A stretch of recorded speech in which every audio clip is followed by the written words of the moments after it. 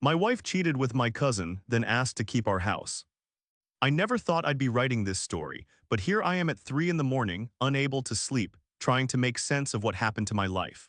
6 months ago, I was happily married, living in our dream house that we'd spent 3 years saving for. Today, I'm sitting in a studio apartment that smells like old cigarettes, wondering how everything went so wrong so fast.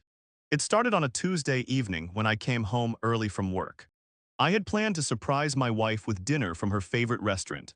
The house was unusually quiet, and her car wasn't in the driveway, which was strange because she usually got home before me. I called her phone, but it went straight to voicemail. Something felt off, but I brushed it aside and decided to wait for her to come home. When she finally walked through the door 2 hours later, her hair was messy, her makeup smudged, and she had this guilty look that I'd never seen before. She mumbled something about traffic and rushed upstairs to shower. I followed her, trying to start a conversation, but she locked the bathroom door behind her. In 7 years of marriage, she had never locked that door. My stomach started churning with a feeling I couldn't quite name. Over the next few weeks, her behavior became increasingly erratic. She would disappear for hours without explanation, claiming she was running errands or visiting her sister. Her phone was always face down, and she'd jump whenever it buzzed. The woman who used to share every detail of her day with me suddenly became secretive and distant.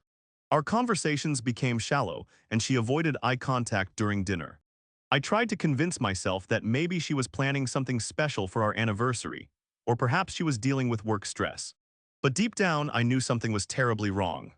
The way she flinched when I touched her, the way she'd stay up late on her laptop after I went to bed, the way she'd suddenly become interested in going to the gym every evening, it all pointed to something I didn't want to believe. My cousins started acting strange around me during family gatherings. The first red flag should have been obvious, but I was too trusting to see it.